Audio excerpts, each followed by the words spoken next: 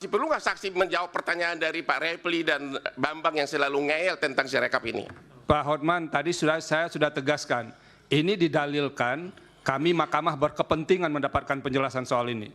Enggak, Jadi, tapi bukan, saya bertanya jangan dianggap kehadiran orang itu tidak penting. Kami menganggap penting. Oke, kalau jadi begitu, jangan persoalkan kehadirannya lagi.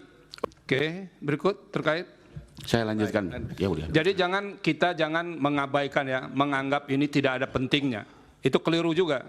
Kalau nggak usah datang saja ke sini.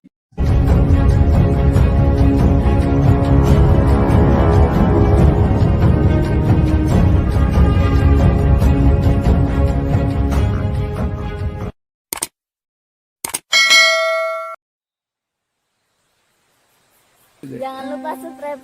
Jangan lupa subscribe. Assalamualaikum warahmatullahi wabarakatuh. Alhamdulillah kita dapat berjumpa kembali pada kesempatan ini. Saya Bustami Narda mendoakan kepada Allah Subhanahu wa taala, Tuhan Yang Maha Esa, semoga seluruh pemirsa selalu mendapatkan keberkahan hidup dari Allah Subhanahu wa taala, Tuhan Yang Maha Esa. Sidang Mahkamah Konstitusi tentang sengketa Pilpres 2024 berkaitan dengan dugaan kecurangan Pilpres 2024 telah berlangsung sejak beberapa hari ini. Dalam persidangan ini kita melihat memang jauh sekali bedanya dengan persidangan-persidangan yang lainnya. Dalam persidangan ini kita melihat etika dan moral sangat-sangat dijunjung tinggi. Sehingga siapa yang sulit menerapkan etika dan moral, tampak sekali di dalam persidangan ini mereka itu canggung. Kita melihat ada yang berada di ruang sidang ini sering kena semprot atau skakmat oleh hakim-hakim Mahkamah Konstitusi. Dan kita melihat hakim-hakim Mahkamah Konstitusi ini sangat-sangat menjunjung tinggi etika dan moral di dalam bergerak, di dalam bertingkah laku, di dalam berbicara. Mereka semuanya sangat-sangat menjunjung tinggi etika dan moral. Bahasanya pun tampak mereka jaga sekali.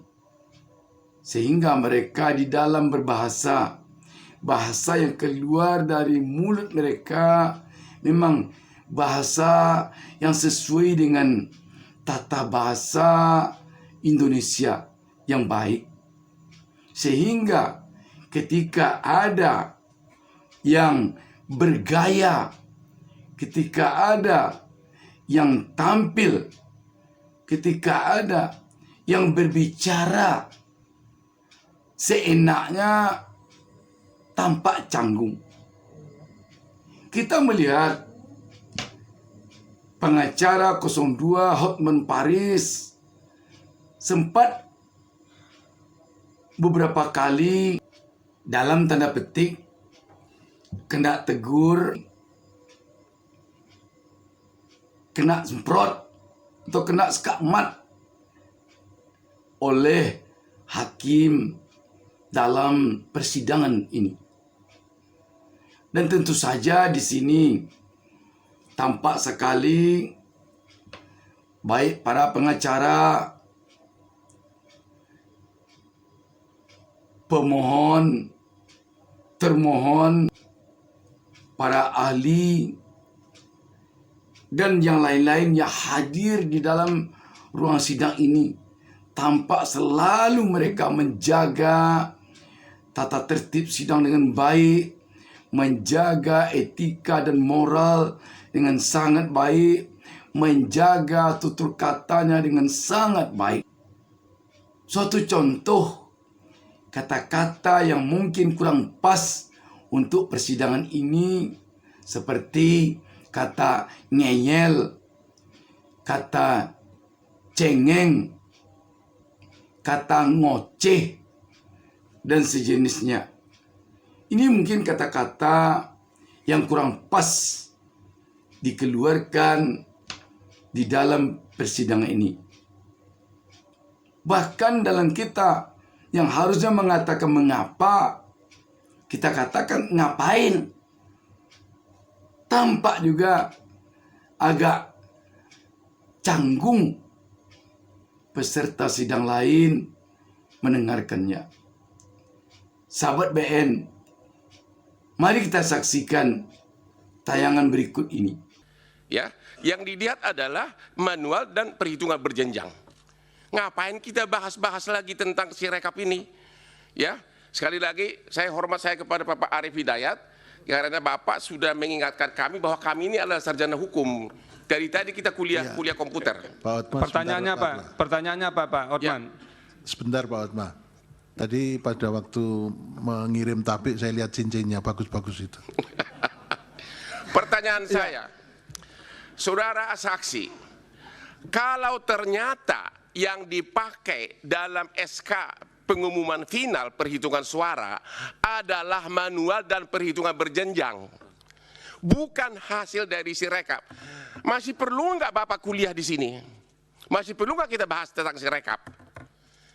Ya, masih perlu nggak saksi menjawab pertanyaan dari Pak Repli dan Bambang yang selalu ngeyel tentang Sirekap ini? Pak Hotman, tadi saya sudah tegaskan, ini didalilkan kami Mahkamah berkepentingan mendapatkan penjelasan soal ini. Enggak, Jadi, tapi bukan, saya bertanya, jangan dianggap kehadiran orang itu tidak penting. Kami menganggap penting. Oke, kalau jadi begitu, jangan persoalkan kehadirannya lagi. Oke. Pertanyaannya apa sekarang? Pertanyaannya, apakah saksi setuju karena yang diumumkan itu adalah perhitungan manual dan berjenjang, bukan hasil dari Sirekap, maka kelemahan dari Sirekap nggak perlu lagi dibicarakan. Terima kasih. Oke, berikut terkait. Saya lanjutkan. Ya udah. Jadi kita jangan mengabaikan ya, menganggap ini tidak ada pentingnya. Itu keliru juga. Kalau nggak usah datang saja ke sini. Sama yang Silakan. majelis, Baik, Yang Mulia. majelis Cukup, satu lagi. cukup. Maksud saya Cukup Pak Bambang. pernyataan ngeyel itu juga nggak pantas diucapkan. Sudah saya sampaikan tadi. Silakan. Nah, dapat kita saksikan di sini betapa kerasnya Hakim Mahkamah Konstitusi Profesor Saldi Isra menegur pengacara 02 Hotman Paris sampai dia menyebut kata keluar. Memang ketegasan Hakim Mahkamah Konstitusi ini bukan dengan cara melabrak meja, bukan dengan cara menghardik, tetapi dengan cara yang benar-benar menuk ke batin.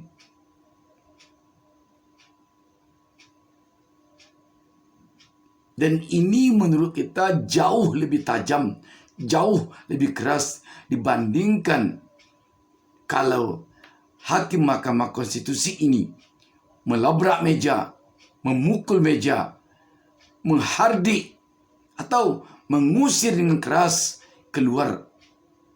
Sebab sidang ini bukanlah sidang kasus pencurian ayam, tapi sidang untuk menentukan siapa yang akan menjadi pemimpin tertinggi di negara ini.